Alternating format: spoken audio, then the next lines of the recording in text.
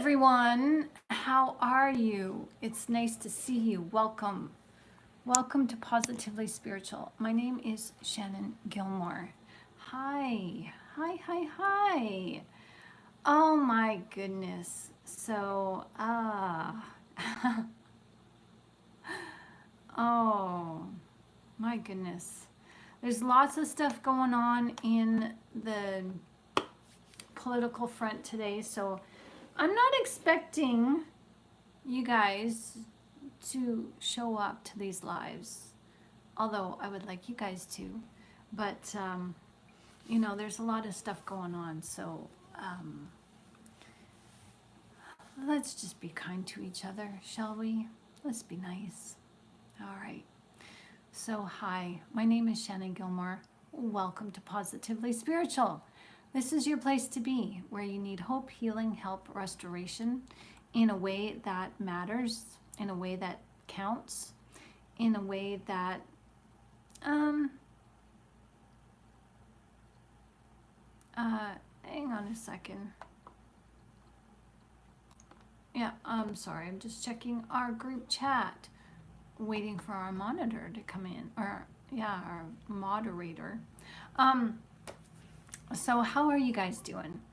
Hey Resistor, how you doing? It's nice to see you. You guys, there's important links in this chat, in the description of this video, as you are welcome. And I don't see, that's what I was looking for, and I don't think I did it. So let me just take a few minutes to do this before everybody comes in.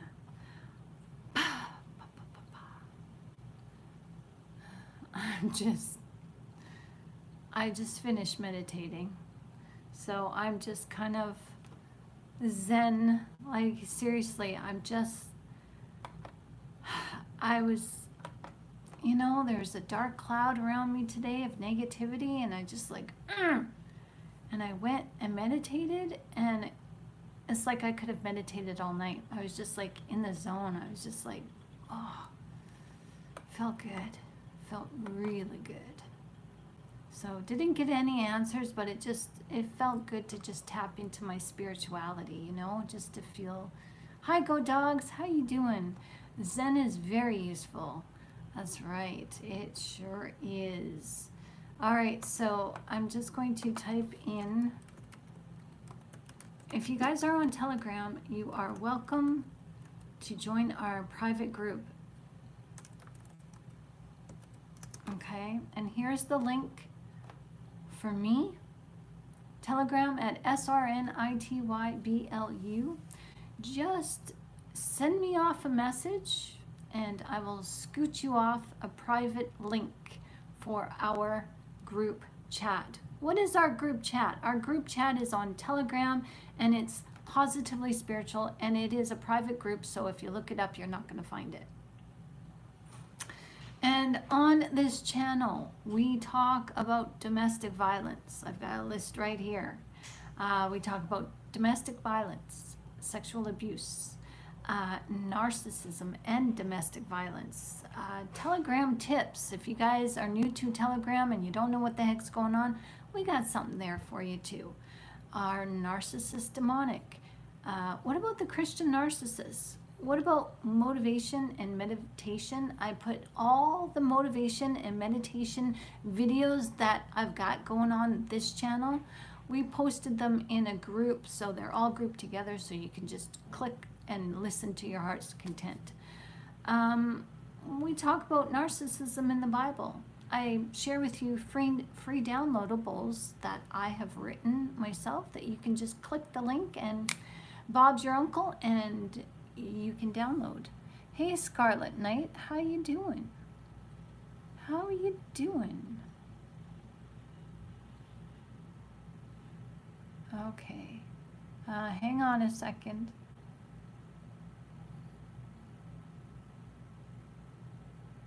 Okay.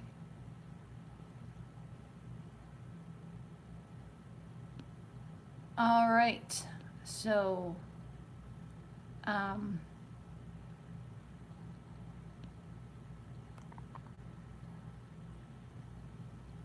all right, so yeah, so sorry, I was just helping somebody out. So yeah, so if you guys really want to get on Telegram, it's just something new. Well, it's not new, but it's aw, thank you, Go Dogs. That's very nice. I will keep you under advisement. I will write that down. That is so nice of you. Yeah, I don't know where our moderator is, VK, where VK is.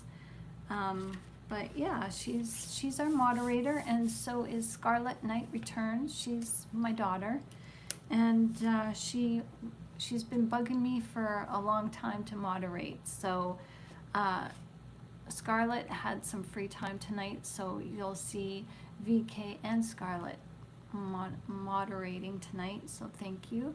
So we're gonna Go Dogs. It wants to be moderator. All right. So I'll write that down. Thank you so much. That's awesome. Yeah, so if you guys want to get on Telegram, all you have to do is find me. You can download the app on your phone, on your computer. Find me, and I will send you a private link. Please don't share it with anybody. So hi, Scarlett. It's nice to see you. Thank you for freeing up some of your time for us tonight. Thank you very much. And I hope you find this a lovely place to be.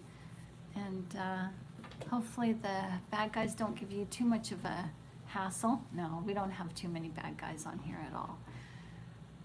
So, yeah, okay. So we're just gonna let the crowd come in. Happy to be here. Awesome, thank you. So, I don't know if Scarlett's going to be here all the time, but just, you know, like everybody just moderates when they can. So, certainly helps me out, as we had some weirdos there last little while. Woo! Anyway, enough of them. I'm not going to give them our time. So, I want to give you guys just a... Yeah, have you guys heard of the Dark Night of the Soul? Have you guys heard of the Dark Night of the Soul?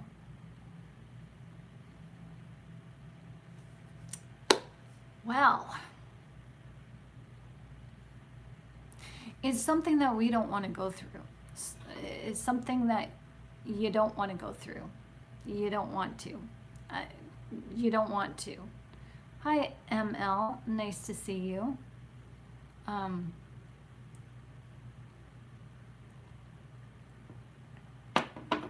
But the point is, you have to go through the dark night of the soul. God says, though I walk through the valley of the shadow of death, I will fear no evil, for thou art with me. Thy rod and thy staff, they comfort me. Hi, Joe. So what does the wrench mean? The wrench means that Scarlett is a moderator, just as VK is also a moderator too. VK, if you're watching, you are a moderator. I just got back up. We're packing heat here just because, you know, you guys might be busy, but we should have 2 moderators on tonight. So,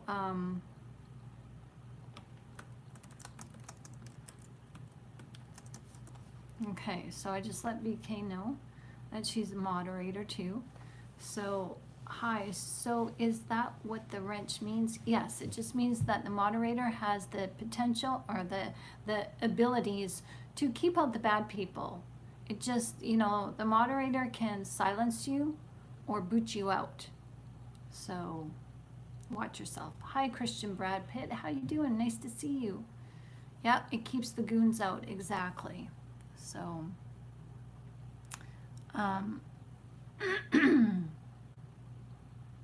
definitely here to stay. Keep you all safe. Oh, thank you. Awesome. Okay, so when it comes to the dark night of the soul, hi, Andrea. Andrea, the mother goose, the goose mother. Hello, everyone. How are you doing? It's nice to see you. You're having a challenging day. What kind of challenging day are you having? You're welcome to share. So you are a child of God. The narcissist isn't. Okay, we know that. Okay, but let me just, okay, I just want to make sure that I got this right. I just want to make sure this is right.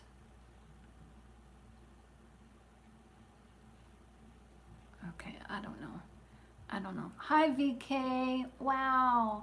Hi VK. How you doing?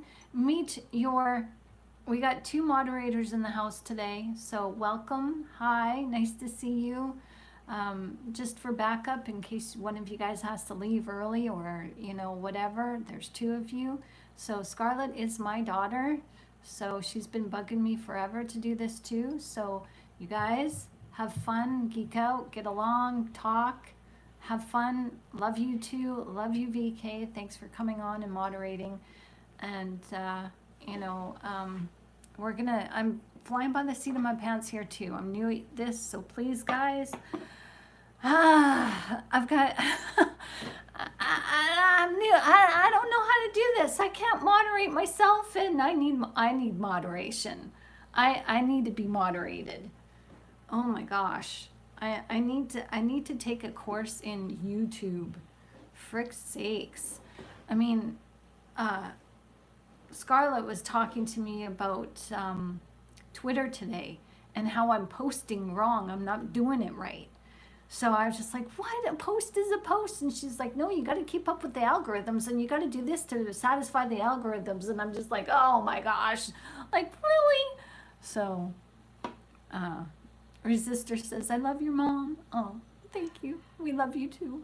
Okay, so Andrea, I'm sorry. He tried calling me 2 minutes before his gym, but I didn't answer and I didn't feel good about the signs I got about them.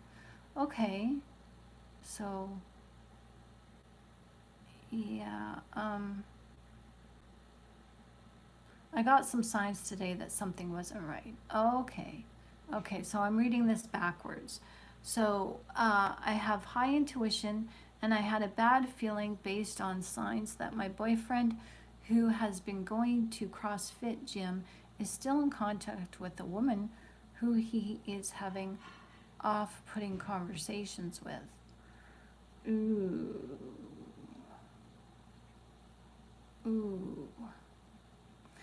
Ooh, hi Ted, how you doing? That is a no bueno, exactly. Ooh. I drove by his gym girlfriend's house and she wasn't home. Okay, okay, may I say something? May I just step in here? Okay. Okay. Just because this girlfriend isn't home doesn't mean anything. And please, if I can stress this, don't go driving by this ex's house. Please don't. Because if you go looking for trouble, you're going to find it, okay? That's just the truth of it. If you go looking for when you go looking for something, you're always going to find what you're looking for, okay? However, to give this other person the benefit of the doubt, she could have been at the grocery store, she could have been anywhere, you don't know. And you don't want to become like the narcissist. It's not a good thing to stalk, okay? You don't need that kind of proof. You don't need to put that on yourself. There's other ways to collect evidence and better evidence, okay? So, don't do that. You're just hurting yourself in the end by going and chasing the narcissist in that way. If you want to follow somebody, hire a private detective if that's what you really want to do. But don't put yourself in that position, okay? You're just going to hurt yourself, and there's many different, you don't know. This is something that you just can't know on. So, if you do suspect that this person is cheating, confront them. Don't accuse, just ask. Okay, and your intuition will kick in. Your intuition, trust your gut, because your gut is always right. Okay, however, there could be an explanation. Maybe they go to the same gym together. If I can't give you a proper explanation of what's going on. Nobody can. You know your situation. However, my biggest concern is if you suspect that this person is cheating, then you have a duty of care for yourself to figure it out by confronting. And most likely when you do, they'll deny it, but you know when somebody is in denial. You know when somebody is trying to hide something. When you confront somebody and say, hey guy, hey girl, you cheating? You're gonna know. You're gonna find out really quickly if they are cheating, because behavior and body language, the influx in their voice, how they treat this, it says a huge message. Okay, so so I've tried confronting, he denies. Okay. He tried to throw it back on me. Okay, that's a red flag. When they try to throw the cheating back onto you, that is, I've been there, done that. Cheaters will project. Cheaters will often accuse you of cheating when they're cheating themselves. So that's a red flag. So if you suspect, if you don't have complete honesty and transparency in your relationship and you suspect that he's cheating, if you can get out, get out. I'm going to speak to all of you guys, all y'all. We all deserve transparency in a relationship. We all deserve a trusting relationship. We all deserve respect. And if that person is not giving you the trust and the respect that you deserve, not demand, deserve, then leave. You deserve better. Okay? That's all I'm going to say about that. You guys deserve the best, okay? And how you get the best is to be your best. So don't allow anybody to throw cheating back on you. Shannon and Andrea, I personally have learned the hard way to leave immediately at the first sign of disrespect and devaluing. That's right.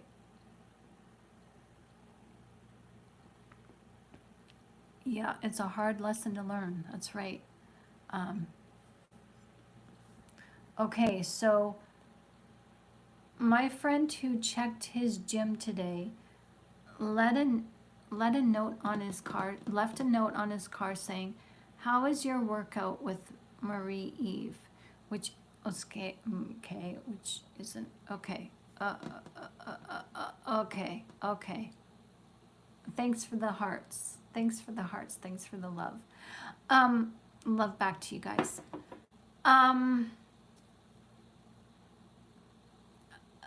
Okay. Can I say something else about that? That's not a good idea to do.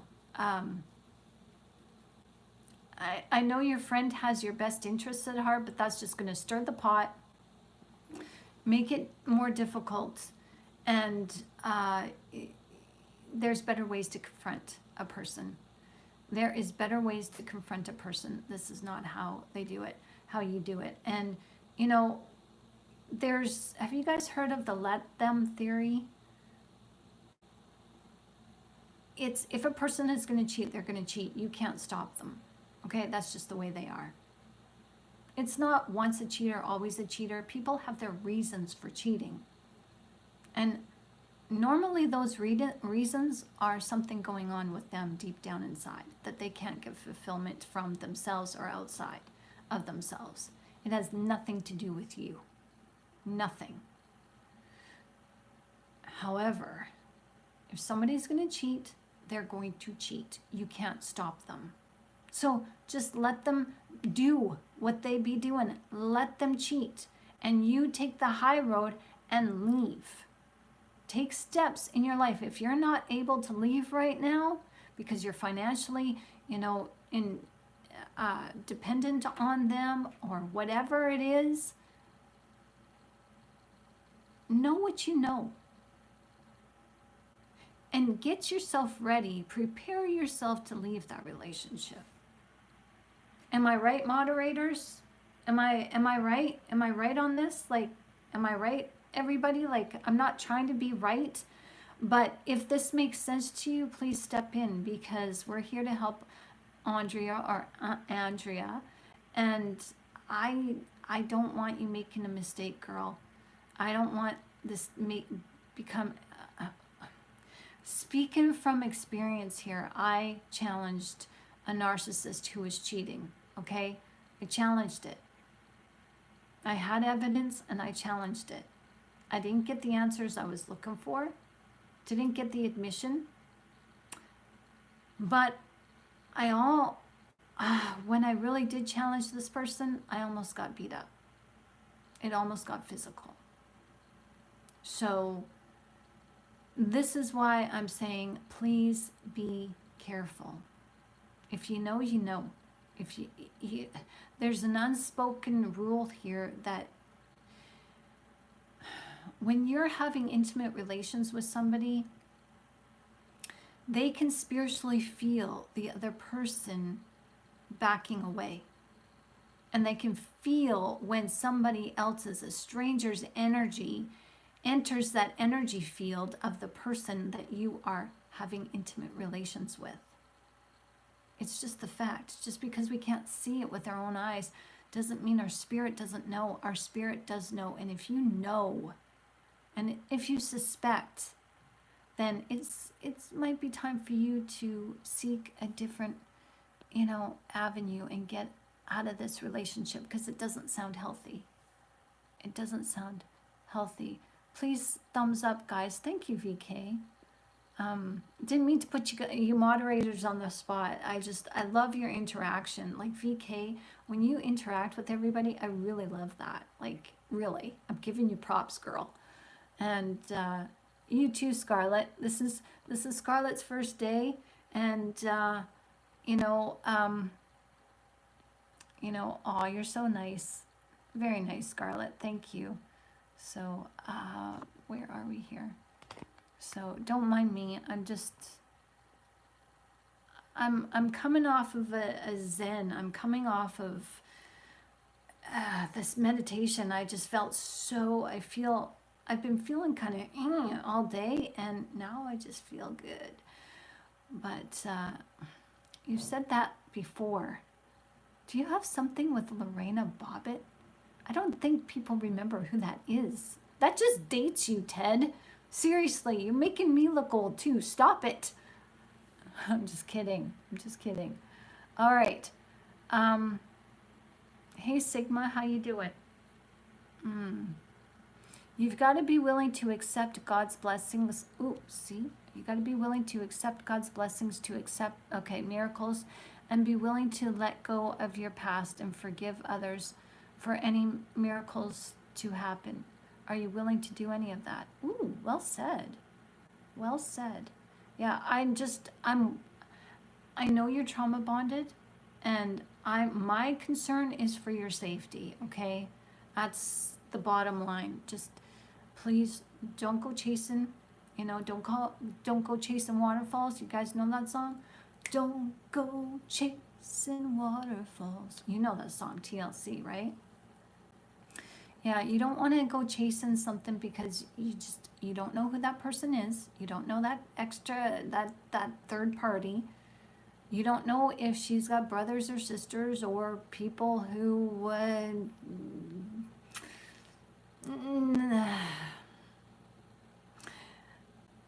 What do I say? I've had the narcissists say, and I've had a few narcissists brag about their friends in low places or high places, whatever you wanted to, what is that biker group? Hells Angels? You just don't know about people, okay? So this is about you keeping yourself safe, okay? And you don't need the proof. I'm telling you, you don't need the proof. If you suspect then that's all the proof you need, because a healthy relationship, you don't even go there. In a healthy relationship, you just don't go there. It's not a question. It's not even a thought. There's just trust. Thanks for the loves. Love back to you. Okay, so, all right. I found texts on his phone between them from last March. Since then, he has had his phone on Fort Knox. There you go. There's another red flag. That's another red flag right there. That's all the proof that you need. I'm serious. That's all the proof you need. Hells Angels were lame when I met them. We have a lot of biker groups in Missouri. Oh, you've met them? Oh my gosh. All right.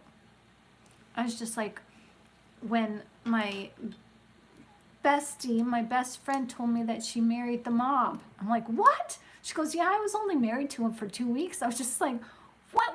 How does that even happen? Like, seriously, how? I don't want to know. I don't want to know.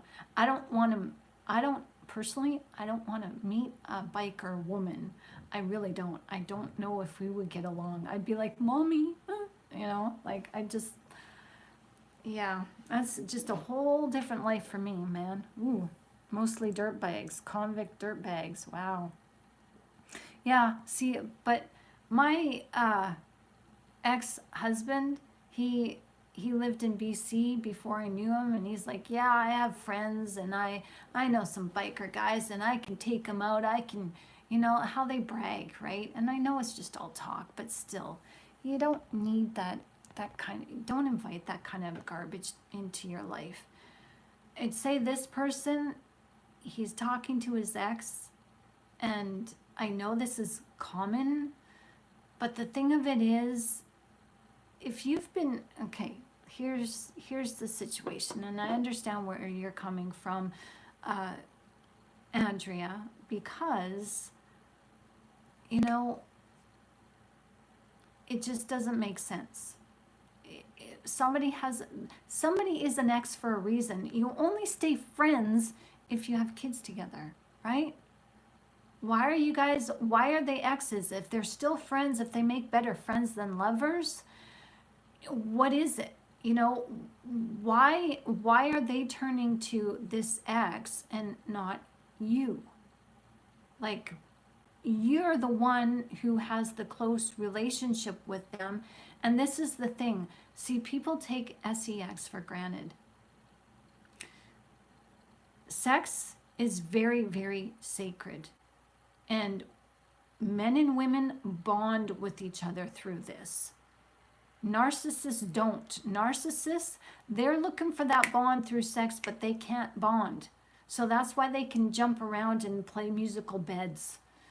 And when you have this exchange with the person that you are with, and I'm a little bit uncomfortable because one of the moderators is my daughter, but she's adult, so it's okay. We've had these kind of talks before, so it's fine. I just got to get over it. All right. So when you have this spiritual exchange through physical contact with somebody, that is what bonds you to the person, and that is what makes you two close. Where if you're a woman, you now know the masculinity of the guy that you're intimate with, and you can better approach him, and you can better nurture him, you can better guide him, you can better steer him in his masculinity by propping up his masculinity that's in you with your own femininity. And the same for a man. A man can prop his woman up, his lovely lady up with, using his masculinity, but there's, he's in tune to her femininity now, and so he's not so hard-lined and do this, do that, it's more it's more endearing, and he can nurture, his wife or his significant other in a way that she can better understand because he's tapped into her femininity. But when you're having a relationship with somebody who is still emotionally connected, there's a third party there. There's 3 of you in the bedroom, even though only 2 of you are having intimate relations. There's still a third person. He still could be. You don't know other people's fantasies either. You could be, having a really lovely time, but your partner who is still attached to their ex is fantasizing about them. And you'll feel that. Your spirit will feel that. And it hurts. Been there, done that. It freaking hurts. So if there's any question that somebody is cheating on you, you know what? It has nothing to do with the relationship, and it has nothing to do with you. It's on them. So, yeah. So just please be careful. Ted says, you are the Beatles and the Rolling Stones. You are not a backup band. That's right. I like that. Yep. Hi, Sonia. Nice to see you. How you doing? So, I don't know. I'm telling you guys that, I've learned a lot in, 16, 17 years of marriage, but almost 20 years of knowing this person. And I wish I knew what I know now. I wish I knew back then. Because he was a repeat cheater. He forgave him one time, and then he kept cheating. And yeah, they do put their phones on lockdown. And hi Eunice, how you doing? Loudspeaker, check 1, check 2. Are you all out of your mind? Hand over the loudspeaker to someone that must be heard. Oh, yeah. She's a woman from his gym, not an ex. See, you're reminding me of when my ex, he started going to the gym, and he never went to the gym.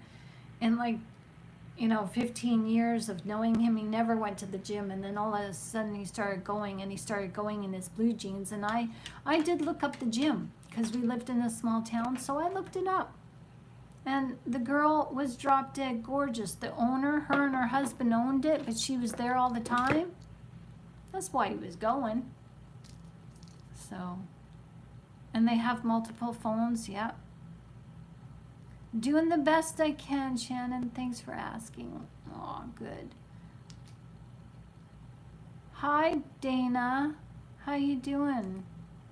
Or Dana. Hi, how are you? It's nice to see you. It's good to see you. Okay, so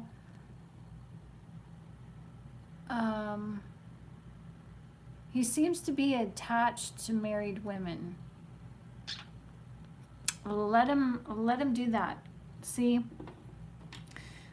when people get involved with married people, when single people, attached people, married people, whatever, there is something deeply psychological about that. When you have a single person going after a married man or woman, there's something deeply, deeply, deeply, deeply wrong with the person who is single and the person who accepts that. But the person thinks so low of themselves that it's like a self-fulfilling prophecy. They're attracted to taken people who do not belong to them. And this forces the single individual to this forces them to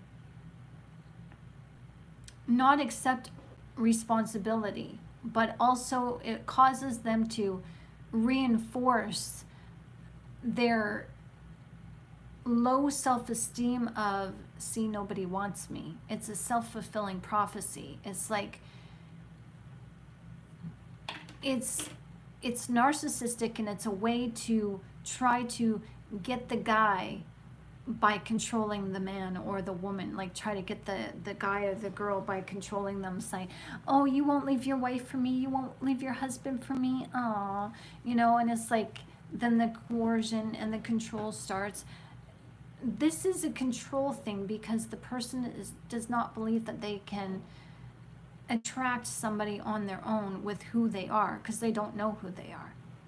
And so this sets up the person for heartache. And it's nuts. It's nuts. But there's deep psychological problems going on there. And you don't want to get involved with that. It's just crazy making you don't need to be involved in.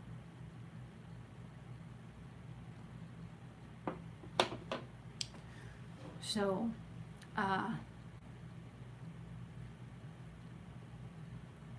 yeah, so, thanks, VK. My heart goes out to you, and to all of you guys who are dealing with this. Like, it's not fun. It's not fun dealing with a cheater, because it you know what, we're just gonna forget doing the dark night of the soul. This is freaking dark night of the soul right here.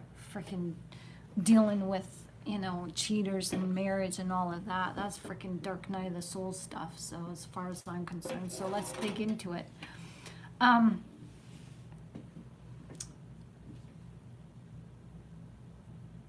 Okay, this is merely a projection of himself. Okay. He tells me I need help. Yeah. I mean,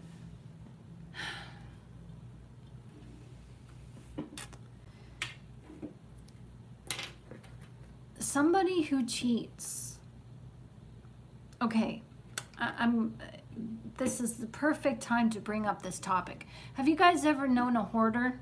Have you ever seen a hoarder? Maybe you've seen the TV shows on, I don't know, TLC or some channel, Bravo or whatever channel you guys got going on in the States and wherever. Well, there's, these hoarding shows do edits. So, it's as real as it can get. But I actually worked for a hoarder for 6 months. And it was not fun. It was not fun. I made the most of it. Yeah, some days were better than others, but going into somebody's house who is hoarding, and you clean up and they bring more stuff in. So it's like I'd leave for the weekend, and the weekend, 2 days, I'd be going back into a mess that I already cleaned up. It's just nuts. You're dealing with somebody who has deep-seated issues of being unable to let go. Now, this is like, psychologists call it OCD, that compulsive disorder. I'm wondering if there's not something going on like that with a narcissist who cheats. I'm serious, because this is so compulsive that they can't stop, and they hoard relationships. I mean, you're the third party. You don't even know you're the third party. Even if you're the friend of a narcissist, the narcissist has friends peppered all over the city, all over worldwide. They can pick up the phone if they need supply to, Timbuktu or Australia, and say, "Good day, mate." It's like, they have people all over the place, and I do believe they hoard people like you can hoard things. And why is that? Because they objectify. Narcissists objectify people. You have no soul. You have no autonomy. And that's why it's so easy for a narcissist to cheat. They're not sorry. Your parents were joint narc hoarders. Oh my gosh. Oh my gosh, VK. Wow. Thank you for sharing. It's difficult to deal with, isn't it? is difficult to deal with, because it's not just crazy making out here in the outside world. It's crazy making in here and in the heart, like, and it just like all over the place. And you know, with the narcissist who, excuse me, did I just spit? Sorry, I'm spitting. I'm so riled up, I'm spitting square nickels. Yeah, I've been there, done that with a freaking narcissist. I hate it. And it wasn't just one narcissist. It's like they freaking all cheat.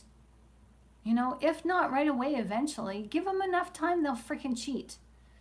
And I think it's because they objectify us and they're looking for something to fill that void, and they can't. And so they hang on to their exes because it's a supply for them. See, a narcissist, they may not tell you to their face, but they will tell you, and they will act like, I own you. There is no getting rid of a narcissist. Even when there's a breakup, it's not a breakup for them. It's, you guys are taking a break. They're going and sowing their oats and exploring. But there's never a breakup, because how can there be a breakup? Because the narcissist thinks that they own you for life. And so they feel that they have access to you. Wherever you move, wherever you go, they'll try to find you, because they believe they own you. And so they will keep tabs in their little black books. They'll have their ex's names, they'll have their current address and the current phone number. They'll keep tabs, because it's about supply. If you are not supplying the narcissist with what they need in the bedroom or emotionally or whatever it is, they've got a known supply, as they don't have to try with this person, because this ex is already known to them, and the ex already knows what to do. They don't have to try. They don't have to jump through hoops to get this person to do what they want. If this person has intimate knowledge of their ex, they know what works. They know what, and the ex knows, like, don't kid yourself. The ex knows that if the ex-girlfriend, boyfriend is hanging on or allowing this friendship to go on, the narcissist knows, oh, she still likes me. Oh, he still cares about me. The narcissist is so sure about that. So they just have to bat their eyelashes, or, you know, make a nice home-cooked meal and show them a good time, you know, get them a little bit tipsy. Like, the narcissist will manipulate and get the person a little bit tipsy, and, oh, I don't know what happened. Our clothes just came off. It must be fate. We still love each other. No, the narcissist is just trying to get their supply. That's all it is. There's no love involved. So, oh, hi, Rob. How you doing? Oh, dear. Oh, dear. So, wow, that's a lot of real talk. Harsh but true, in my opinion. Yeah, it's harsh. I keep my exes around because they were my best friends. Ah, so Rob chimed in and said you get your narc supply from those exes. He's cool. All right, good. You guys are cool. You guys are working it out, and I'm pleased to see that. You guys are being mature. You know, I have to give you guys props, VK and Rob. You guys are the most mature adults relationship that I've seen in a long time. So you guys make me proud, and that's no joke. I admire your relationship that you guys got going on. I really do. And you give me hope. That's all I'm going to say before I start crying. You give me hope, because I've written myself off. But you know, yeah, for a while there I was very bitter, and I felt like all men are the same, and I felt cheated, and that's what's going to happen. Hi, Michael, nice to see you. What's going to happen is What? That's opposite. What? Okay, whatever. I'm not sure I understand, but that's okay. Um, when when you spend a lot of time with somebody, um, like I thought I was the best friend with my ex, and he was the one that said, no secrets between us. And I'm like, wow, I really got a winner. Thank you, Jesus. I got my knight in shining armor. I got him. And no, he just wanted me to tell him everything so that he could keep tabs on me, so that he wouldn't have to worry that I was cheating, so he could go and cheat and not worry that I was going to do the same thing. Reverse psychology. Keep your friends close, but your enemies closer. That's what he was doing to me. And I had no freaking idea. So when we broke up, I was bitter because I'm just like, darn it, excuse me.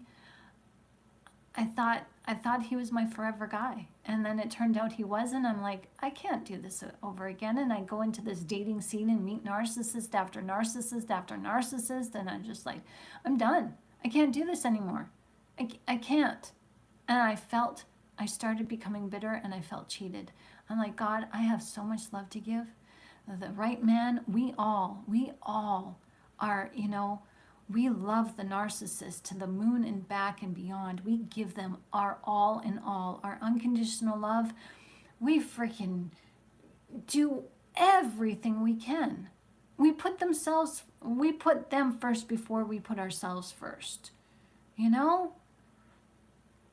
And to come out like this, I was coming out of this freaking relationship, I was coming out swinging, and I was just like so bitter.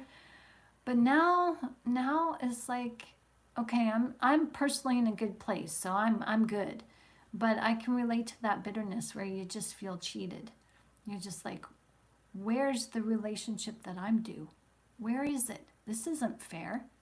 And you witness other people having loving relationships, and it's like, this is so not fair. People who have met in high school, and they're growing old together, and it's like, man. And all you have to do is just, okay, God, bless them. Bless the relationships that thrive and survive. God bless them. Because that's what I want to see. You guys give me hope, so thanks. Be kind to hoarders, that's right. We're coming from a generation of World War II survivors. They don't hoard to hurt. They keep enough just in case. Well, some do. Yeah, the hoarders that I've experienced, one in particular was a narcissist and still is a narcissist. And they have mommy issues. And it shows. And yeah, that's all I will say on that. But yeah, there's all different types of hoarders, and yeah, we've got to be. I remember I started accumulating hair care products and lotions, and I heard in passing on the radio, this is like when you had the radio sitting on your bedside table, with the radio and the alarm clock where you press the snooze button, and beep, beep, beep, that kind of radio. Yeah, annoying as heck. But I heard on the radio just a news clip that, when you start collecting things, it's a sign of trauma. And I took that and I heard it. I'm just like, oh no, that's not me. Because I loved lotion. I need lotion because of my dry skin, but I was collecting it in excess, and hair care products in excess, and I don't need, who needs gel, 5 bottles of gel and 5 bottles of hairspray. I mean, no hairspray in here, none. And it just causes your hair to get goopy, and it gets on your scalp, and I went bald. Okay, guys, I had a bald spot here, a bald spot here, and a bald spot at the back here. So I had to cut my hair, and So now I treat my hair differently. I use very little hair care products, except for shampoo, of course, and maybe some gel to accentuate my curls when I feel like it. But I'm very careful because I don't want to go bald again. I wore a scarf on my head for a year. And I'll tell you, I could see that was probably when the ex maybe started cheating, but I never knew. But yeah, like I wore a scarf to bed, a bandana over my head. I wore it day in and day out for a year. I wouldn't take it off. And it freaking was embarrassing. And my neighbor, Iris, she asked me because I was, she's like, you've been wearing that bandana for a while. Everything okay? Like, you're not sick, are you? I'm like, well, I've lost my hair. She's like, you don't have cancer, do you? I go, no. She goes, well, can I see? And I showed her. Not even my ex-husband saw. I think I have one picture with a bald spot right here. No, I showed her because I trusted her, but I didn't trust my ex-husband. I was too embarrassed to show him. So yeah.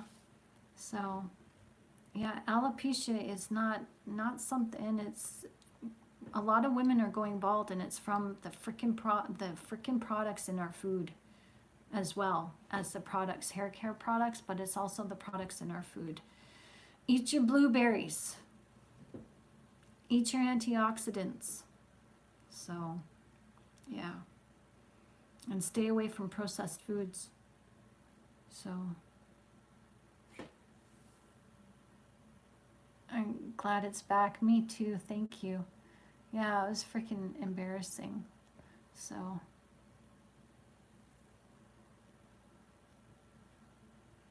what are you? I don't know what you're talking about, Ted. I gotta catch up. So, you collect boxes, purses, and compartments for my sadness, and I love them. Aw, do you make boxes? I used to make boxes for the little teddy bears that I made. Yeah, I love making boxes. So, yeah. Oh, Silence of the Lambs? That's where that's from? Ooh. Okay. Ted, there's a long line. You need to, okay, you guys are talking amongst yourselves, but yeah, so, yeah, dealing with cheating is not a fun thing, and it causes you to question yourself, question your worth in this world, your belonging, like who you are as a male or female, who you are as a masculine or a feminine. Like, it really does. It does a freaking number on you. And narcissists just take that in stride, and they'll often, accuse you of cheating when they're cheating, or because they've cheated before. They may not be cheating on you now, but because they've cheated before, they'll accuse you of cheating because they know, because they've done it. And but a healthy relationship, there's, it's a good thing to ask, what would you do if, what's your rule on cheating? I mean, I was dating this guy 2 years ago, and we were driving back from a trip at his cabin, at his parents' cabin, and we started talking, and I started sharing with him about how I was cheated on with my best friend.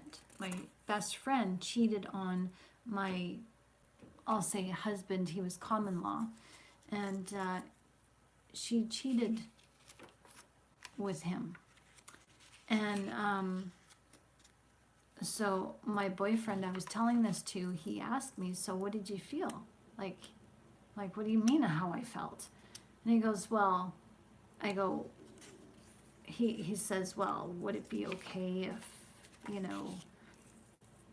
you guys broke up? Would it be okay if she got together with him? And I'm just like, no, that's not okay for me. And he's like, why? And I said, okay, for one thing, this is my best friend who I tell my secrets to. I tell my secrets about, my significant other too, because, girls talk. We need girl power. And same with guys, and it's like there's some things that you can't tell your significant other. You just can't. And so it's like, so even though we're broke up, I'm supposed to remain best friends with my bestie, my best girlfriend who's now dating my ex. Well, she's going to come to me asking for, I'm going to be in the middle. And also, she's going to be telling him things that I told her in confidence. I can't trust her. You can't trust her. So yeah, after that conversation, he broke up with me. And that's fine. But, it would have been better if we had this conversation like right away, like within a couple of weeks instead of 6 months when we're into the relationship. Because it was like a dagger, but that's okay. But yeah, so you've got to have these healthy conversations. Know what you want out of a relationship. Some people think it's okay to stay friends with their ex. Some people think it's okay to be best friends with a guy. And other guys don't have a problem with it. From my experience, I'd be satisfied having the love of my life being my best friend. That's my goal. That's what I want. I want like a guy who's close to me, like a brother, and has my back and is my best friend, that I can turn to him, and I think men want that too from women, that is like, because our relationships with, the opposite sex has such a bad rap. Men are from Mars, women are from Venus. Like, yeah, we don't know how to communicate. And that's the beauty of it. God designed it that way for a reason, so that we have to learn and force ourselves to get along. Because when you work at something, when you work at getting along, when you work at trying to understand your partner, then you're not gonna take advantage of it. And God built relationships the way He did is perfect. I wouldn't want it any other way. I actually like. I find communicating with men, it's easy. I get along with men better than I do women. However, I'm learning balance. Like, I personally get along with everybody. I have no problem. It's women have a problem with me. Oh, you're gonna steal my boyfriend away. No, I'm not. I know my boundaries. I have boundaries. If you don't trust your significant other, I get you don't trust me, but girl, I come packing with boundaries. Like, there's no go. Like, there's things that are no. But anyways, now that I know and I'm confident in myself, and you guys might find this too, once you get to know yourself, you'll feel that you can really appreciate the differences that you have with the opposite sex. Like, it's no longer, like when we were teens and in our early 20s or whatever, it was like, don't tell me that. Don't tell me what to do. Don't try and control me, and it's like, I can do it. You think I can't do it just because I don't have muscles like you, like women are like that, right? And some guys are like that too. But now that I know what I'm capable of, and I know what men are capable of, and you kind of see the different masculinities, the varying degrees of masculine, the varying degrees of feminine, and you know what you know who you want to hang around with.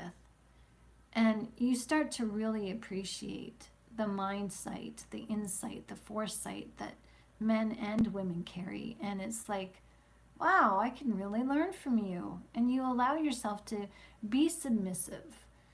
I mean, submissive doesn't have to be controlling. It's like when you come out of a narcissistic relationship and you give yourself time to heal, you do naturally submit to people. That's just who we are. But this submission now is on your own terms. It's not coerced. It's like when you feel comfortable to submit to somebody, then you will. And it's pretty awesome. So, Andrea says, I have better friendships with men. However, when I start dating somebody, I set boundaries, and out of respect for my partner, I stop sharing my energy with them. They understand. Absolutely. Because you got to give, see, that's the thing. Relationships, they take time. Like, they really do. They take time. Over years, they take time to grow. And what a relationship really needs from both people is consistency. And that consistent energy pattern of being consistent. You know, okay, we've got date night every Friday night, and you're not going to say, I can't because I've got to, meet Barney at the bar in 15 minutes. You know, like, make other plans with Barney other than, at a different day other than your date night, because when you're in a relationship, you're establishing patterns together as you are learning about the other person, how they conduct themselves and how they think about life when they're put in different situations with you. And that can be, well, it can be stressful enough, but you're in a relationship to grow and to learn and to discover first together. So yeah, it's like new relationships take dedication. You got to be dedicated. If this is what you want, you gotta just, it's like your relationship with Jesus Christ. Jesus Christ, he wants your relationship all the time. We got to take him wherever we go. Even though the church says, oh, it's good enough that you go to church 1 hour a week. But let's face it, we spend more time with the world more than we do God. Because we're in the world, worldly jobs, watching TV shows, interacting with worldly people, sometimes 16 hours a day, depending on what you're doing. Every day. And all God gets is an hour of our time. And after we're done, it's like close the Bible and we forget. And we go home and, gotta watch Big Brother, it's on TV, or I gotta watch the hockey game or whatever. It's like, and then when things go wrong, we wonder where God is. God, why aren't you helping me? It's because we're not any relationship requires dedication. You got to show the other person that you're dedicated to them, that you really want this. You got to show God that you really want a relationship with him. So yeah, you're just like, okay, friends, not tonight. I got my own personal Bible study. And they're like, here, stick in the mud. You don't want it. You're goody two shoes. Okay, fine. All right. It's what you want to think. That's fine. I'm having a date night with my dad, So exactly, the world distracts us from God. That's right, Scarlett. Isn't that not religion, Shannon? Spending only special occasions with the Word? Yeah. Yeah, and that's what many people do. Go to church on Easter and Christmas and call it a day. God says he must not find us naked when he comes back. And in Job, it says that sin lies naked before God. So we're here working out this narcissistic crud together because God has called us to do this. God has called us to do this. Now, that may be confusing for you. I'm sorry, I leaned on my glasses today and they're a little bit sitting on my head sideways, and I can feel it when I look at the camera. My frame is just like out of whack a little bit, and it's a little bit distracting. Sorry about that. So it might be distracting for you. Yeah, see, I can tell because this eyebrow is higher. It needs to be like that. So I'll just, no, I won't do it. I'll just, yeah. Anyways, so as I was saying, I forgot what I was saying. It happens. So don't think any of us noticed. Thank you. I noticed, and now you noticed too, because I showed you. I show you guys everything. You know, some things I should, you know, too much information maybe, but it's okay. I'm having fun. Anyways, so with the relationship of God, with God and with narcissism, God knew, okay, just think about this for a minute. God knew you, okay? He knew you before you were even born. He knows you. He knows what you're capable of. He made you to be capable. And we go through these narcissistic relationships that help us and draw closer to Him and draw closer to recognizing what we're capable of. And when you start healing, you're going to take God with you. Because when you use your eyes to look in on yourself and find the light in you, you can't deny that. You seriously cannot deny that. And you recognize that God has always been with you through thick and thin, no matter what. He's always been there. This light inside of you cannot leave you. And because of that, you start becoming more self-aware. You become more aware of your thoughts, your feelings, and certain things just don't matter to you anymore like they used to. Your life changes. Your sleeping patterns change, the things that you read, the things that you watch, the things that you used to do. You know, you're more chill, you're more relaxed. You know, and it is a different way of life, but it feels better, it feels good. You don't have to prove yourself to God. You don't have to prove yourself to you. So,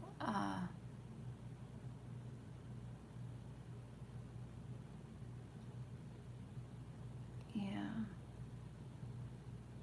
So, yeah. But getting back to this cheating, when you've been cheated on, it changes your total perspective of the relationship that you thought you had and the relationship that you thought you wanted. And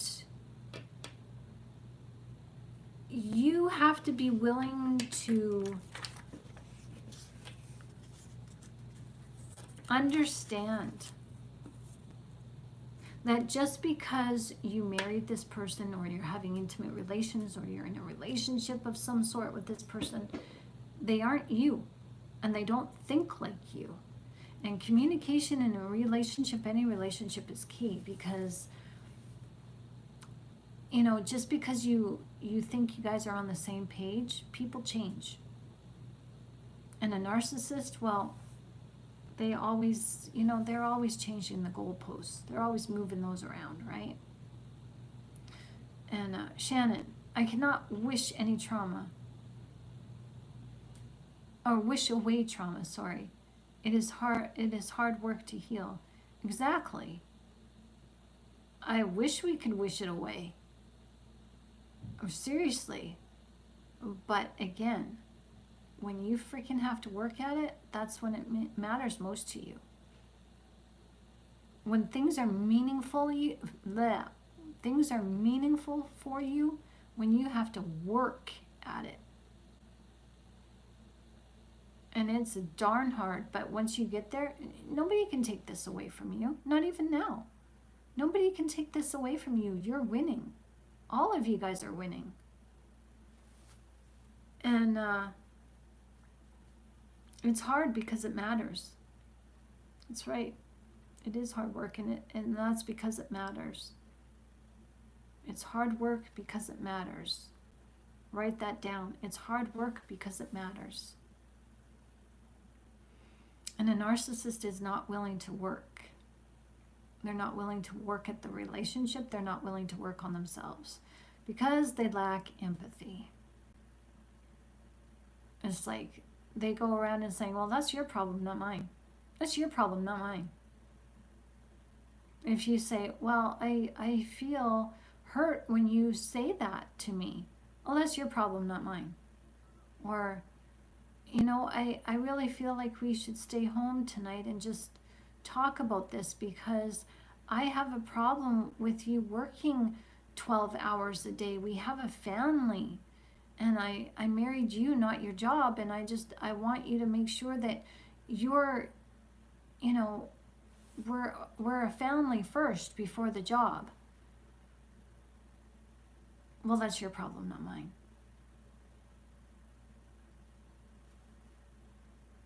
I really don't want to go to your mother's this weekend. Well, that's your problem, not mine. We're going to my mother's. So just deal with it. And believe it or not, that's what causes problems in the marriage. So it's better to communicate off the top. What do you think about cheating? Have you ever been cheated on before? Have you ever cheated?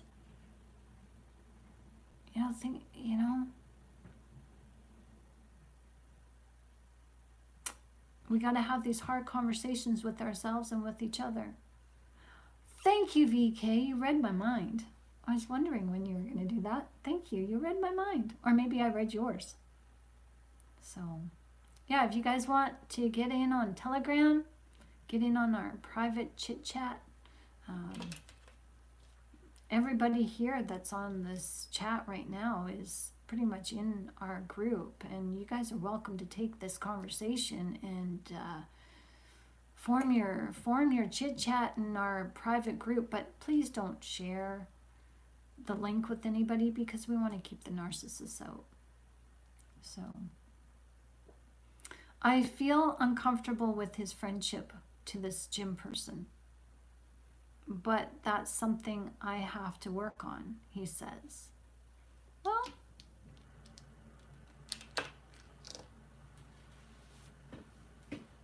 can you just invite yourself and say, hey, I want to start working out too.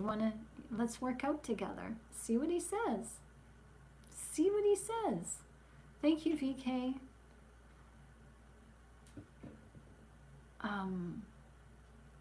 He'll probably, stammer and stutter and say, what? No, you know what? We need to work out together. Maybe we need to spend more time together. I'm missing you, so maybe this is the way to do it. I'm going to compromise, and maybe we should start, maybe not all the time, but I'd like to start going to the gym with you.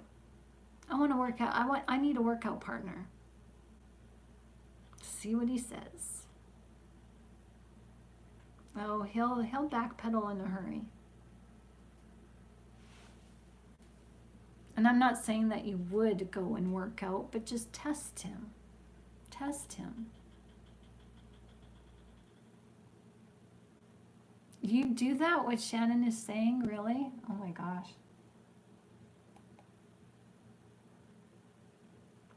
Once you know, you gotta go. Yeah, that's right.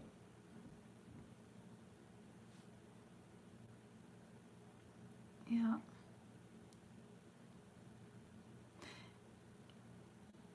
I had an opportunity to follow the ex to see where he was going. I didn't. And I'm glad I didn't. Because the evidence, you give them the rope. You give them enough rope and they will use it. And they won't even know that they're hanging themselves. Seriously. You just keep them on a loose leash and just collect the evidence. Just collect it on what you know. And what you know starts adding up. Trust your vibe. And do what you can to protect yourself. I can't go to the gym. Oh, here we go. I can't go to the gym at the same time as him because we have different work schedules. Oh, dang. Darn. So that plan fell. All right. Trust me when I say that I showed up there unexpectedly once and she was there and she left within 5 minutes. There you go. Do you got enough money for a PI, private investigator?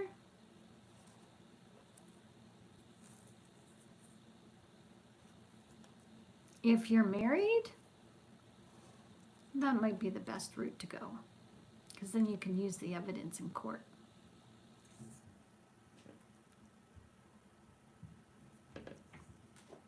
Yeah.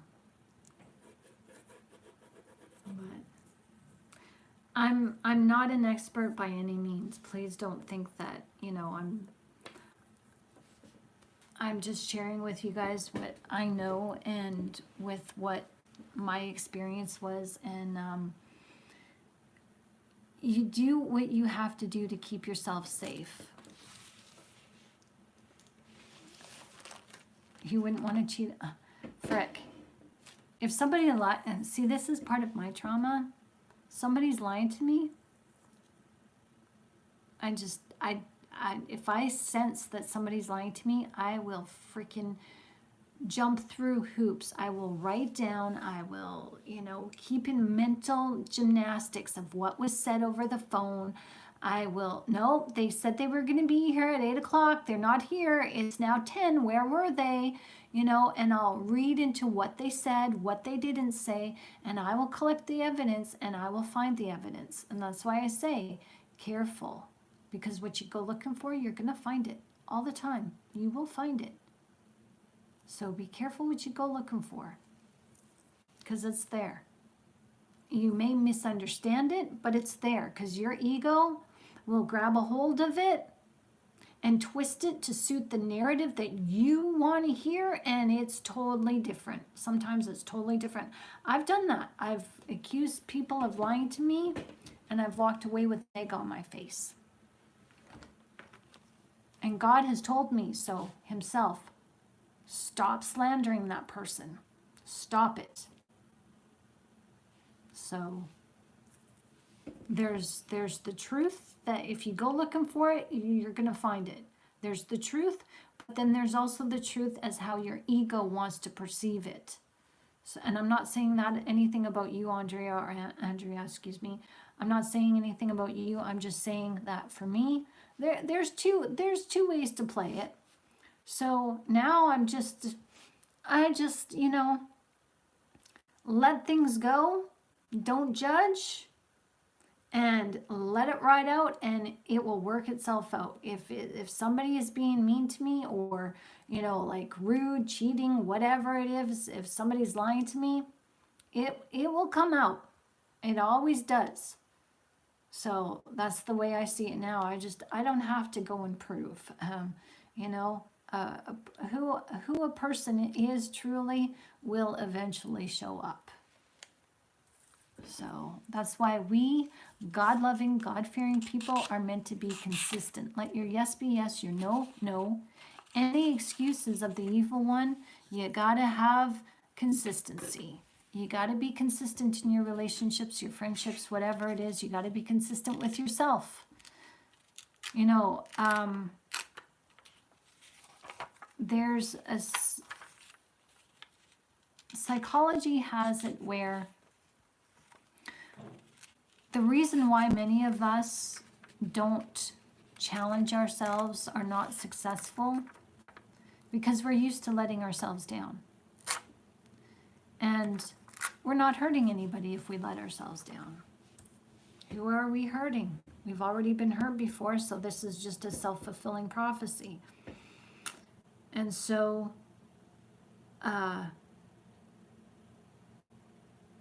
oftentimes we just don't try in relationships because it's like, what's the point? Because we try and we get let down.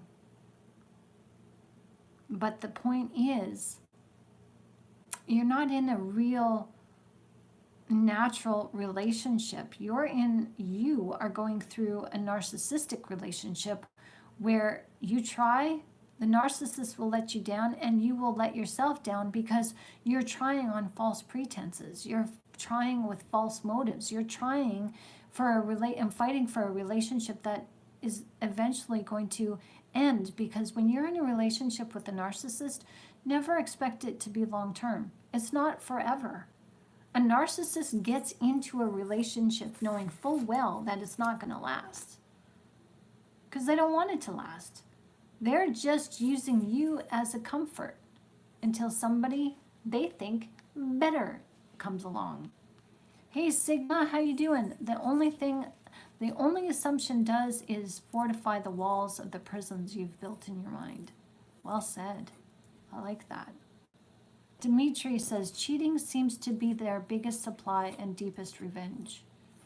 Yeah, well said. Let it go, let God.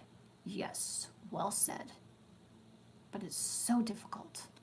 Isn't it so difficult to let go and let God, especially when your ego tells you, you know, Shannon, you're right. You're right on this. You know you're right. And you're like, yeah. And it's like, I got to prove that I'm right. Just to prove that I'm right. And it took a while to get out of that. Sonia says, until they find out that the grass wasn't greener, exactly, then they always want to come back. And we take them back, because that's how loving we are.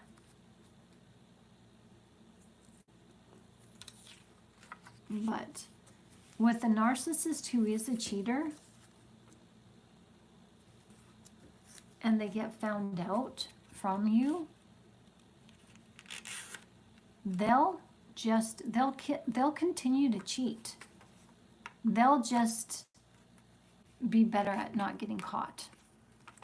But then when they want the relationship over, see, there's even a psychological pattern where some people do things because they want to get caught.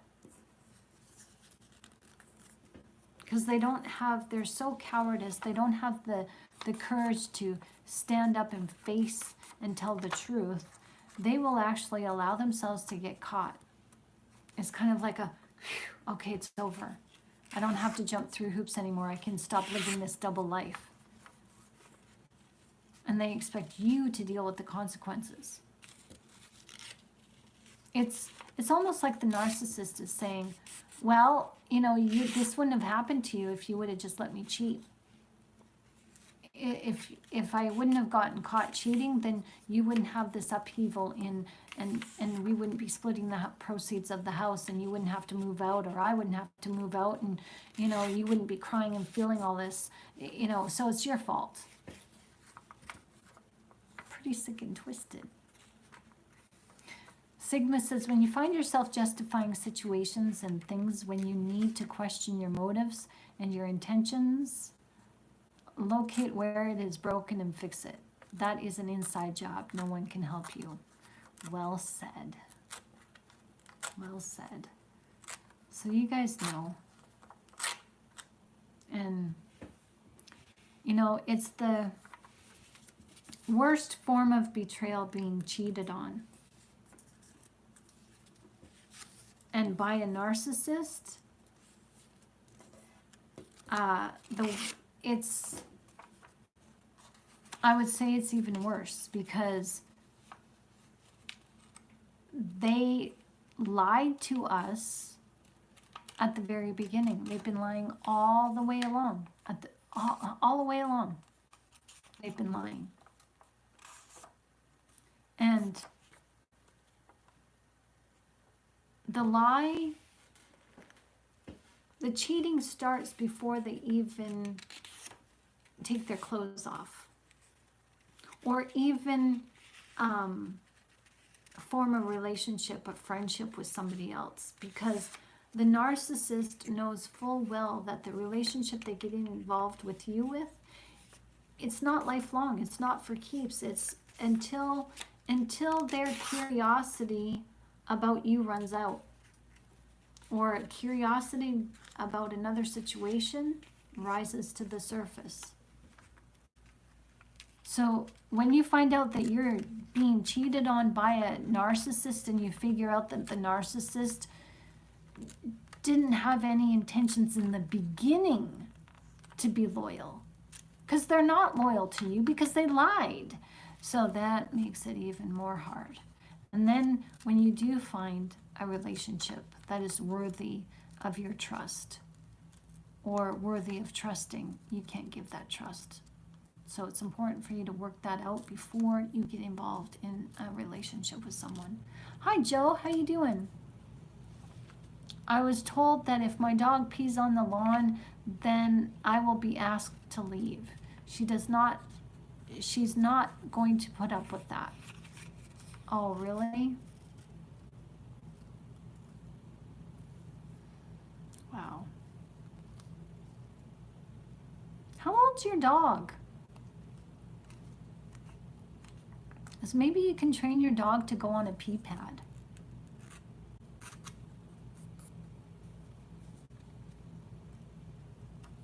Ted says, Andrea, I want the best for you. Oh, that's so nice. Fake induced emotions is what gets me. Yeah. Just because things are not working out right now, or things may seem grim, that's not mean. There's no better way or a better day. Yeah, I like that.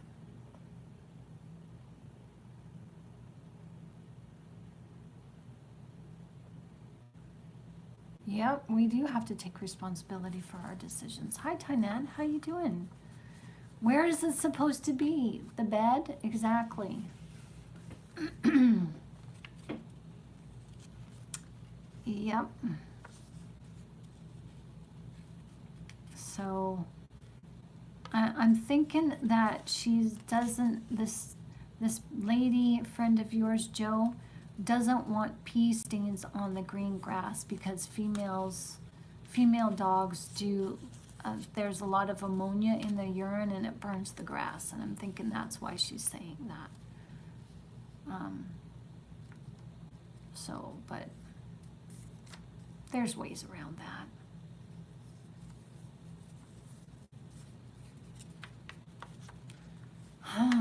So, are you feeling better, Andrea or Andrea?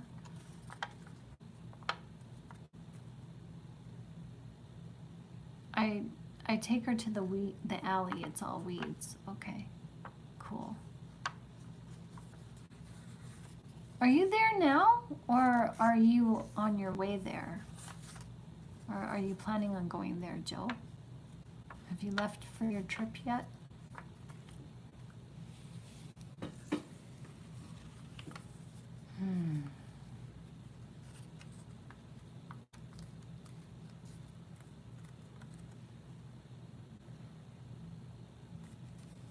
Best way to kill the weeds. That's right. That's right. There's always a silver lining to everything, right? So yeah, so guys, we've talked a lot about, Andrea, your situation. I'm sorry you're going through this. And VK says, Andrea, we are happy to have you here. It's going to be okay. By the way, Shannon's show is on twice a day, 1 o'clock p.m., 10 p.m. Pacific, I believe, Eastern time, and Central Standard Time, your time, 12 p.m. and 9 p.m. CVK, you're perfect for this job. Rob, yeah, I know he heard me. Rob, it's okay. It's okay. She's doing a good job. She's good at what she does. She's good. So you stick with us, VK. When this ministry supports itself, we'll pay you to be a moderator. How's that sound? We'll pay you. Yeah.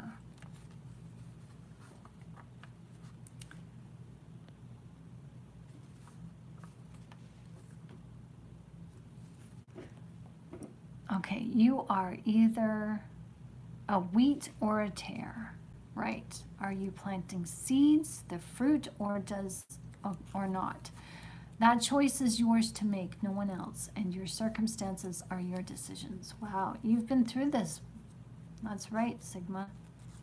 That's right, you've been through this. You know the deal. And it would be nice if God just had a little magic wand, bippity boppity boop.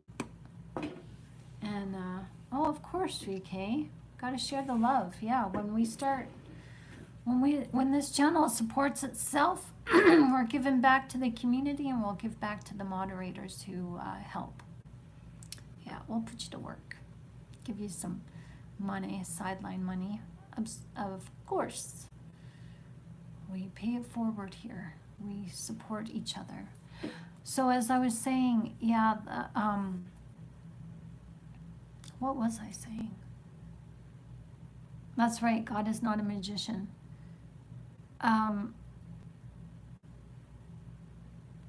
That's kind of what we want. I know I went through this for a while. Thanks for the loves. Thanks for the thumbs up.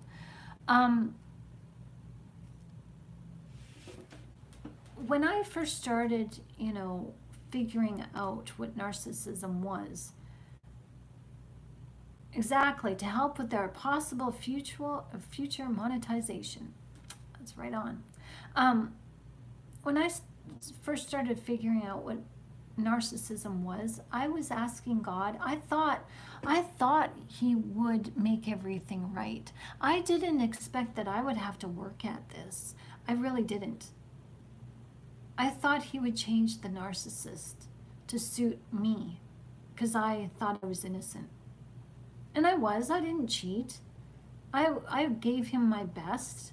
I worked on myself. Like, Scarlett can tell you that I used to be a growly bear waking up. Don't wake up, Mom.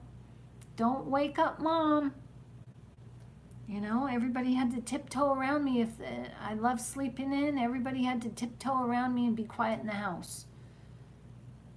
So I worked on that. I worked on being a good wife. I worked on being a good mother. So I expected God to reward me. Change the narcissist. Change my husband to suit my needs. Didn't work like that. Never does. And, women are supposed to be the Proverbs 31 women. You know who the male narcissists are? King Solomon's. Men are supposed to emulate.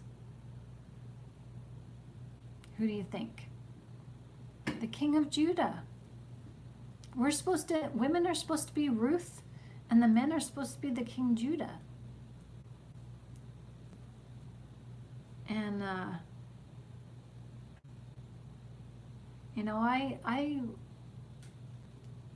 I pride myself on that, being an honorable woman, as you guys should too. You women, pride yourself on being honorable women, because you are. And men, pride yourself on being honorable men, because you are. You are. We were all cheated by the narcissist. We were all, we were all undermined, maligned, to suit enemy's purpose, and we're still coming out shining. We're still doing this. We haven't lost our faith. We haven't lost our faith in ourselves. As much as we may say, oh, whatever. You may hate yourself at times. You may get down on yourself at times. But the point is, you're still here. You're still doing it because you believe in yourself. Hey, Marcel, nice to see you. I'm the king and you can be my queen. Oh. Well, we all wear crowns. We're all queens. We're all princesses and princes in the kingdom of God. So, I would suspect our crowns look the same too. So don't you dare. I can't even say it because my daughter's here. But I can't say it. But you know what I'm going to say. Our crowns are all the same.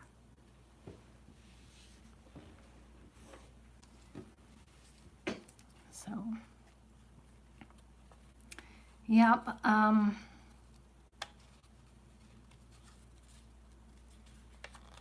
You know, I want you guys to, I want wings next, yeah. I want to see you guys shine. I really want that for you guys. I want you guys to flourish in your relationships. I gotta be diplomatic. I can't say what I want to say. My daughter's watching. She's Maud. And you guys are watching too. I could just, say what I wanted, but I won't. That's the old me, That's the old me. But, yeah, you guys don't give yourself enough credit. You don't. I don't give myself enough credit. We are divine creatures. Some of our crowns have more lumps on them than others. We just got to shine the crown and shine those gems. That's all we need is a little bit of shoe shine, right? Shoe shine. Just put a little bit of shine on that shoe shine, and yeah, we'll be fine. We're doing better than we think. I think, Joe. That made sense. I know that made perfect sense. We're doing better than I think. Better than we think.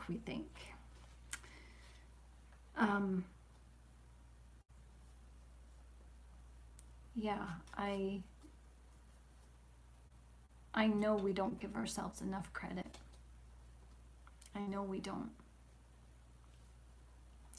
We are allowed to honor ourselves. We're allowed to honor each other. We are allowed to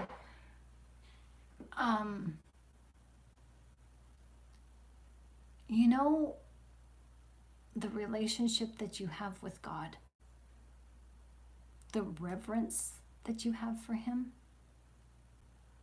Hey, Apollo, how you doing? Nice to see you. Welcome. The reverence that you have for God?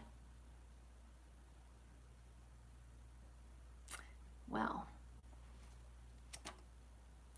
the narcissist takes away the ability to have reverence for ourselves.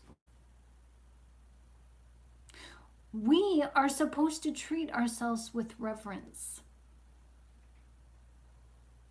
That doesn't mean arrogance. That doesn't mean that we're pious and we're, brown-nosing and, think of ourselves better than other people and puff up our chests and, that's not what it means.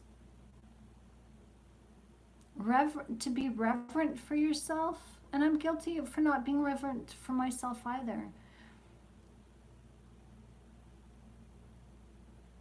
Have these standards for yourself.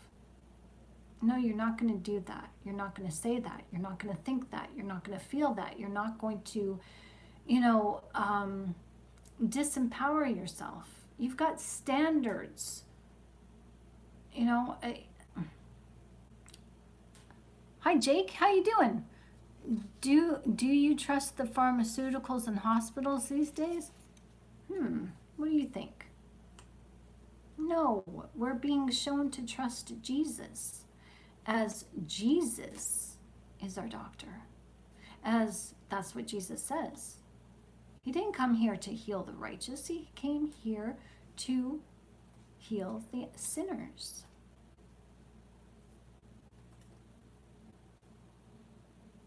Resistor said, they all said I was arrogant. They all think the same way. Yeah, because they're accusing you of what they know they are. They're the arrogant ones. But living in reverence just means knowing who you are and stepping into that knowing boldly and proudly, and not making any excuses and not lowering yourself down to the level of the narcissist. You're a divine creature. You have spirit in you. Spirit runs through your veins. It is spirit that is what you feel. Your thoughts are spiritual. Your feelings are spiritual. The gut instinct is spiritual. We're ruled by the spirit in us more than we think. And it's time to start loving our souls. Try walking up to God's throne with arrogance and ego and see how far it takes you. It doesn't. Pointing fingers will not work with God, just so you know. No, it doesn't. You're right. It doesn't. It doesn't. And you're smart, not arrogant. That's right, resistor. The king is here to serve the queen. Ah, okay. Okay. Whatever floats your boat.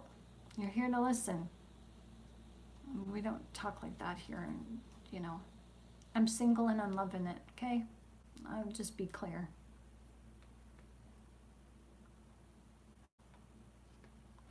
I don't know, go find yourself a queen outside this platform. So, there we go, dealt with them. Just don't need that. It's funny until it's not funny. Thank you, VK.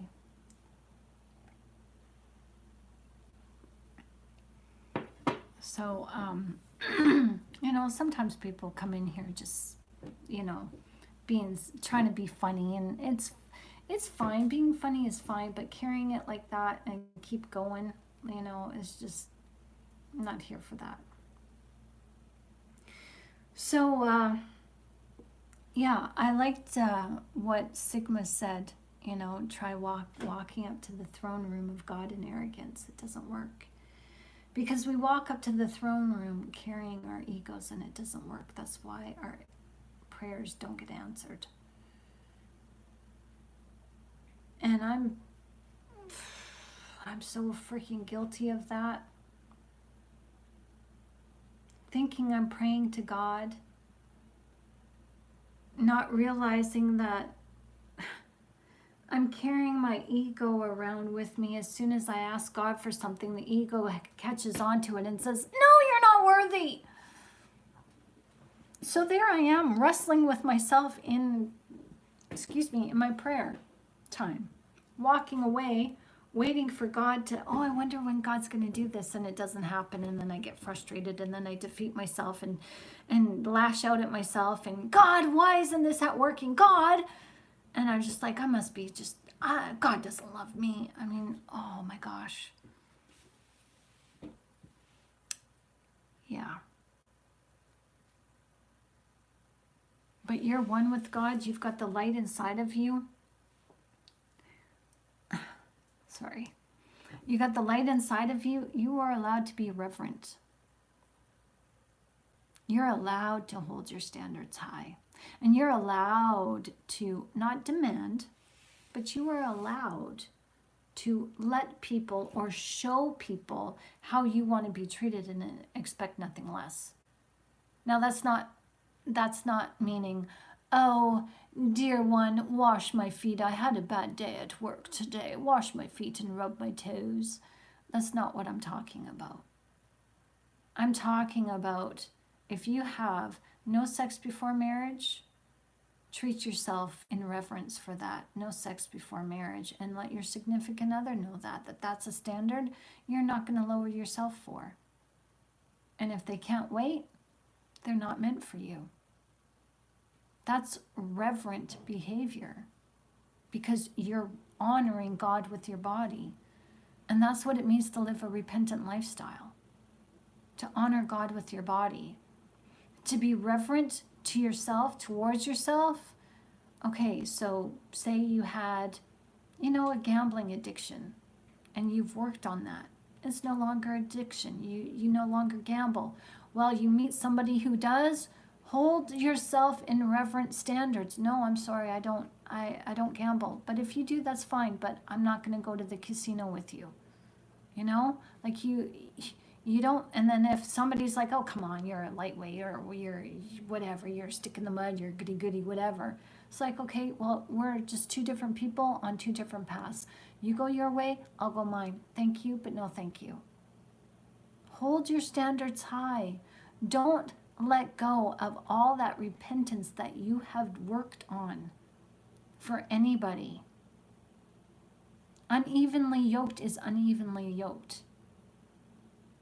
So don't let any narcissist carry you away in their arrogance ever again. Hey, Desert. How you doing? It's nice to see you. Faith will only get you to the door. You still have to open it and walk through it. Yep. Yeah, because faith means in Hebrew, emunah. And that means that it's a type of support. Like when you lean against the wall is supporting you. And your faith supports you by the truthful life that you live through the Word of God. The Word of God supports you as your faith in God supports you because you are supported by the Word of God.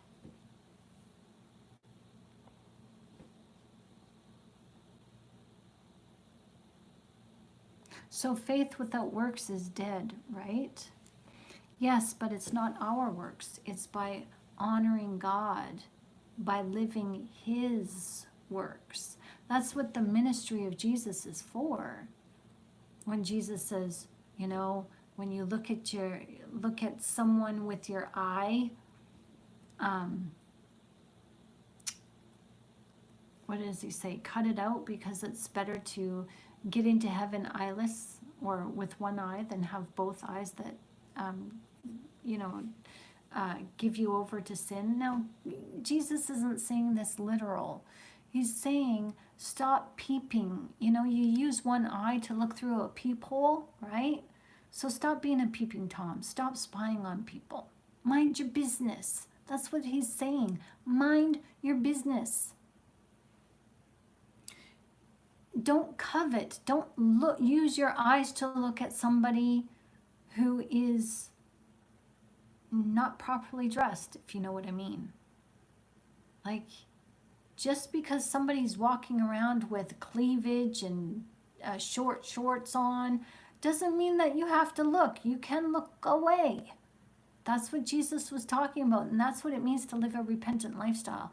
Honor God with your bodies. Don't use your eyes to give yourselves over into temptation and look at a woman or a man. Oh, those are tight jeans, whatever. Just don't even think about it. Ew. Ew. That's all I gotta say. And the works of Jesus are clear. Let me see. In the book of Matthew, you will find Jesus' ministry. And even Matthew, Mark, Luke, and John. But I like Matthew just because I wrote a Bible study book on the book of Matthew. But you'll notice Jesus starts, when he starts teaching, he starts talking about everything that the old law was discussing. Do not murder, do not commit adultery, do not divorce, watch your oaths, be careful of making oaths, eye for an eye, love your enemies, giving to the needy, prayer, fasting, do not worry, judging others.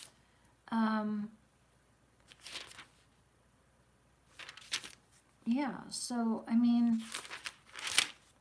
the whole entire ministry of Jesus was he was showing all of us and the disciples how to live according to the law. So when we live according to the law of Jesus, it's by his works, not by our works. It's faith without works is meaningless. It's faith without the works of Jesus. It's meaningless, because faith comes to us by hearing the word of God, and we're expected to implement the word of God. I have hidden your word in my heart so that I might not sin against you. That's scripture. So, excuse me. So how are you guys all doing? Hi, Eric. Nice to see you.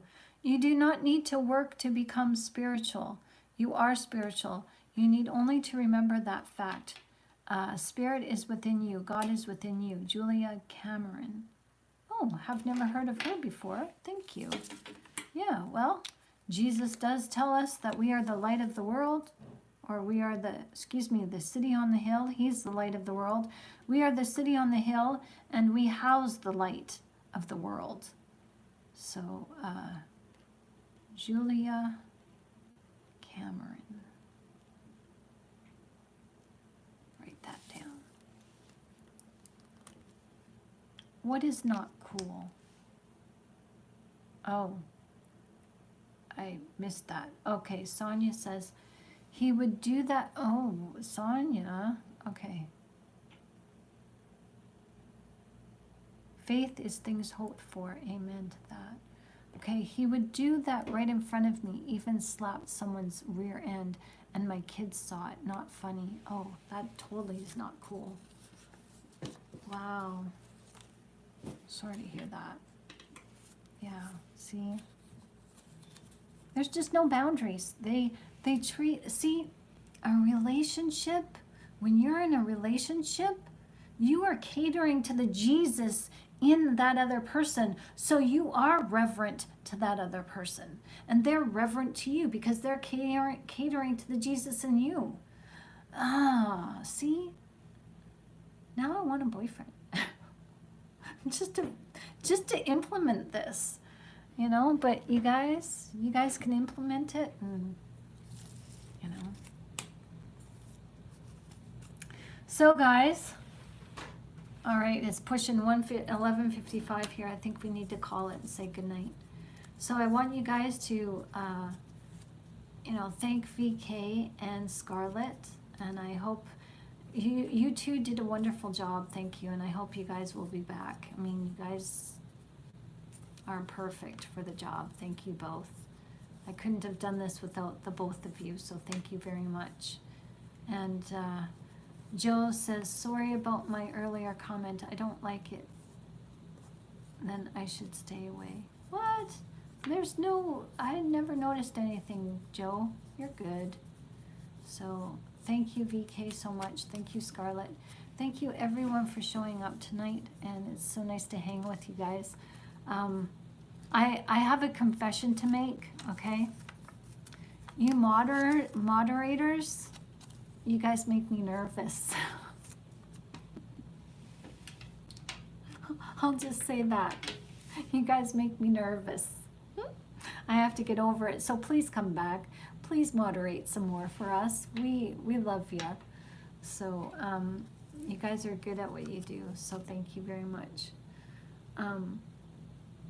Yeah, so anyways, you guys have a good night. Have a good sleep, and I'll see you back here tomorrow at 1 o'clock in the afternoon. Sweet dreams and God bless. I love you. Good night.